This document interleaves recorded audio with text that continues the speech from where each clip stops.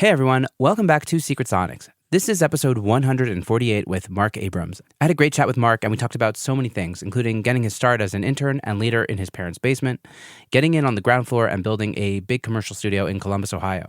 We talked about how a masterclass with Vance Powell changed the way he approaches audio and recording and production in general, and in doing so, he also discovered that learning from the biggest names in audio could really make a big impact on his life.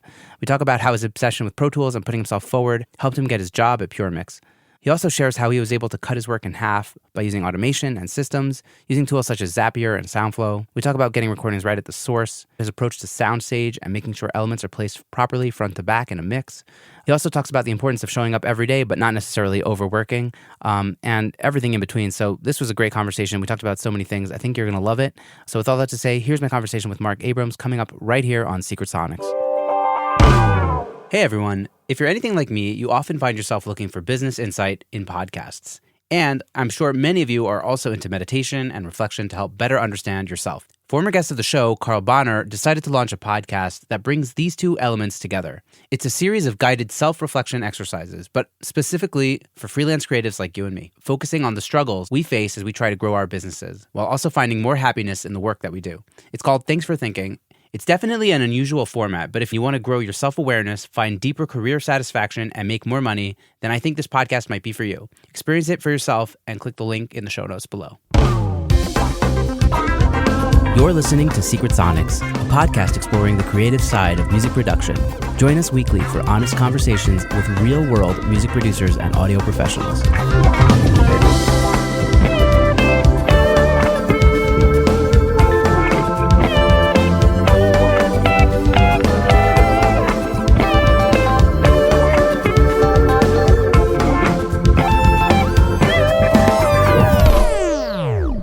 Hello, and welcome back to Secret Sonics. I'm your host, Ben Wallach. My guest today is Mark Abrams. Mark is a producer and mixer based in Columbus, Ohio, who has been involved in hundreds of records and has studied under some of the world's greatest mixers and producers. Mark is also the content manager for pureMix.net. Mark combines experience and knowledge in a way custom fit to his clients' needs by focusing on songs and the artist's intent. Mark and I recently connected online, and I invited him on the show, which he's graciously agreed to do. So with all that to say, welcome to Secret Sonics, Mark. Thank you. Thank you for having me. This is awesome. Yeah. Yeah. I'm really excited to be here. I'm a listener of the podcast, and yeah, I'm honored to be here. Thank you. It's a pleasure to have you. Yeah, absolutely. We've already been schmoozing for a while, so yeah. I feel like it's already going in a good direction. Yeah, I hope we did okay, everybody. There's our podcast intro. That's it. We're done. The podcast is a wrap. We're good. This was great.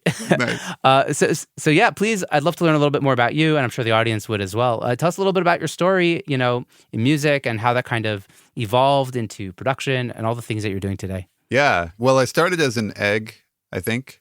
And then,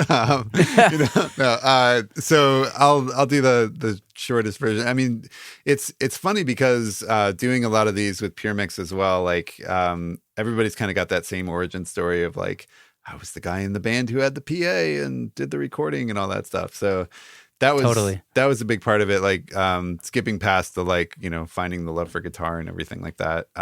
Which like the brief story of that is my brother put a Walkman on my head playing Pearl Jam's 10, and I wanted to go play guitar after that. That was a huge. That makes a lot of sense. Yeah, I was like, I want to do that. From there, we had a band together. It was like a regional band. We did some touring, and I was the singer in that band and guitar and all that. But I was starting to fall in love with the equipment side of it as well as we were, kind of going along. I was always like in high school.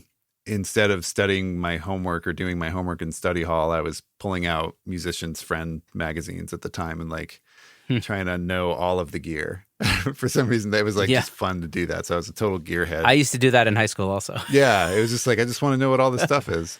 But that led to us, we went to do our second record in, I'm using air quotes for a real studio, but the first one we did was like in a friend's basement kind of thing. And it was a hobby for him. And then the second one, we went to a studio in Columbus called John Schwab Recording. And they had a beautiful console and tape machines and everything, gorgeous live room that like looked out onto a river. And it was a very inspiring place. And we were there one day on a Tuesday, and I was in school at Ohio State for computer programming. And so my two loves are computers and music. And we're in the studio on like a Tuesday at like 11 a.m. And the engineer, this is like probably 1999, 2000, somewhere in there. It's like Pro Tools version 5, basically. And he has a TDM rig, and he's got Pro Tools up and like come in from the live room. And I hadn't really been paying attention to what was going on recording wise at that point. I wasn't like blown away by the idea of going into a studio. I was like just trying to focus on the music. So this is like maybe the second or third session. And I kind of like am watching him, and I realize like we're recording on a computer. That's really cool. I want to do that at home. That would make this all easier for songwriting and everything. And then I'm like thinking about it. I'm like, okay, it's like a Tuesday. It's 11 o'clock in the morning. And I just like ask him in between like him like doing takes with the guitar player. And I was just like, so it's like 11 on a Tuesday. Do you do this professionally? And, you know, he was like, well, it's 11 on a Tuesday. Yes, I do it professionally. I was like, touche. All right. So that was the moment where I was like, I have to know what this Pro Tools thing is. That was like the moment of inception, basically. Wow. Yeah. It's like, oh, this is a real job. People do this. And I can do it with computers, which I already understand and love. I kind of went to Ohio State begrudgingly. I just wanted to do music, but it was a thing of like, my parents were like, you know, please try. It's like, okay, computers. I like computers. And I wound up getting out of Ohio State, out of regular college. And I found that at the time there were 2 schools in the country that you could learn Pro Tools. It was Full Sail and the Conservatory of Recording Arts. And then there was this place called the Recording Workshop in Chillicothe, but it was too short of a program for me. I wanted something bigger. And I wound up going to the conservatory because it was 100% focused on recording, and it was about half the cost. Many things have changed since then. Now I can like go down the street to any community college and learn audio engineering. So it's a really weird thing. But yeah, that's kind of the early story. Is I wound up going to the conservatory, leaving Ohio State, and that was maybe a year after we made that record. So forget about the Buckeyes. You know what I mean? Like let's move on. Yeah. Let's go to the desert. Oh, yeah. Yeah. It was in Phoenix, Arizona. Amazing. So, yeah. Wow. Phoenix, Arizona. Yeah. So bring us up to date into like today, like what, you know, I guess what happened in the interim. I think you're focused now mostly on mixing. Yeah. I guess what led you to where you are right now? I'll try to get through it quick so it's not too long in the tooth. But after school, they had an internship program, which was like partnerships with studios where they would send their students after they graduate to be interns and janitors. Mm-hmm. At that time, every internship was unpaid. So it was like, that's just kind of what it was. And I wanted to go to a studio in San Diego called Studio West. And they had just made like, I wasn't a Blink-182 fan, but they had just done like a Blink-182 record there. And it was a pretty big like hopping place at the time. San Diego, I was thinking like, I like San Diego a lot. It's close to LA. That'll be cool. So I went to San Diego. Got there the first day, and basically like before that I had interviewed with the studio, and they said, yeah, that'll work. They liked me in the interview. They told the school, like, just tell him to call us when he gets here and we'll get him on the schedule. So I like, you know, graduate, put all my things in a U-Haul, drive out to San Diego with my dad. We like get into my apartment. I call him the very next day, and they're like, yeah, we actually aren't taking interns right now, so give us a call in like 6 months. I was like, I have a lease. What? And they're like, call us in 6 months. I was like, oh.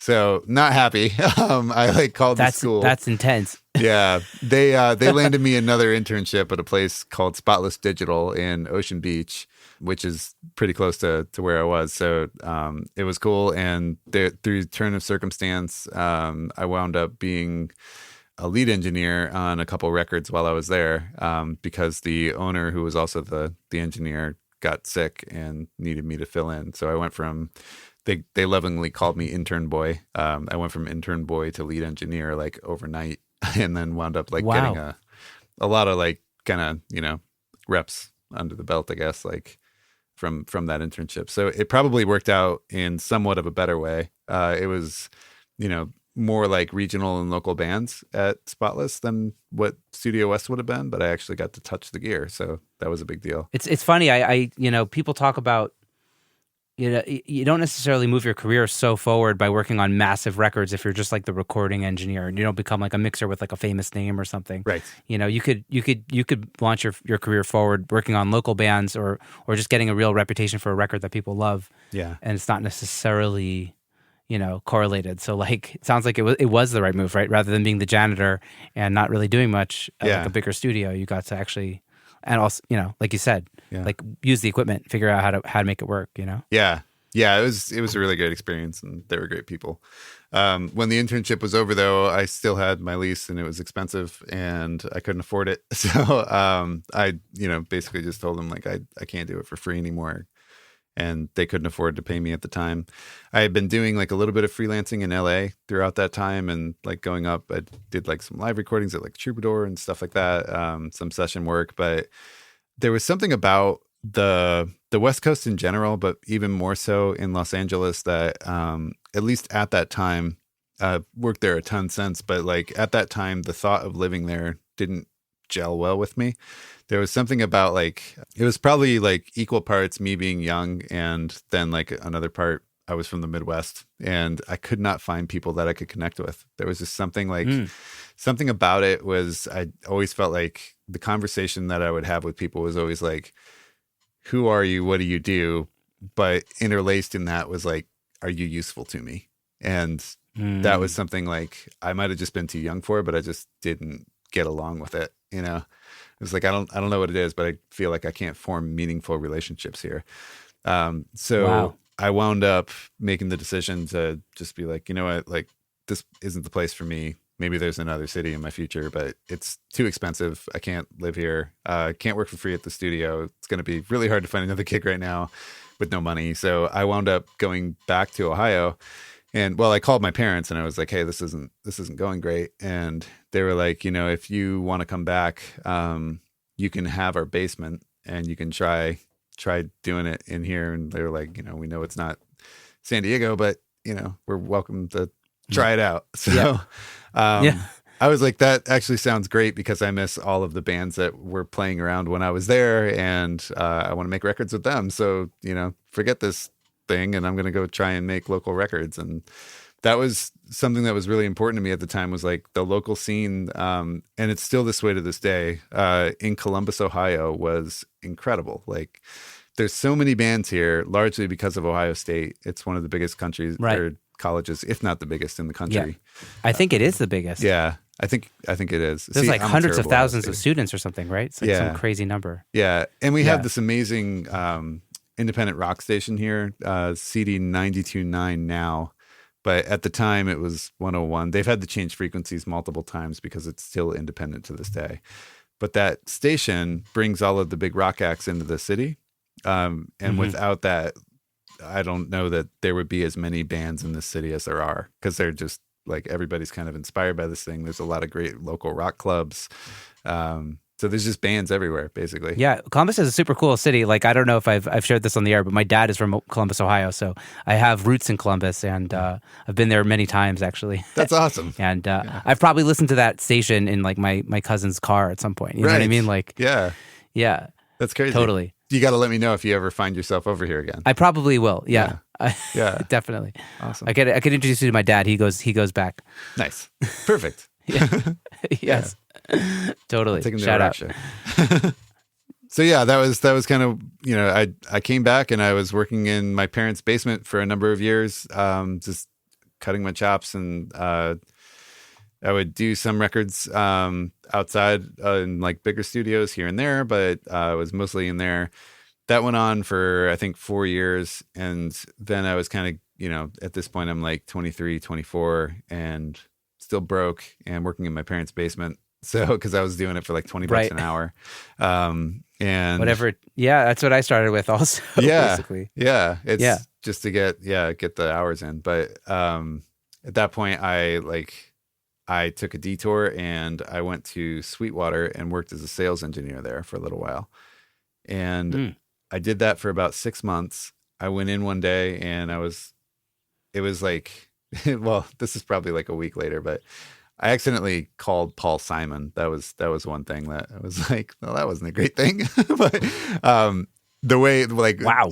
quick story with that is when a sales engineer leaves at Sweetwater, their customer database like goes into this pool, and everybody, every sales engineer can go in there and start calling the customers and, being like, hey, I'm going to be your new guy or whatever. So I was new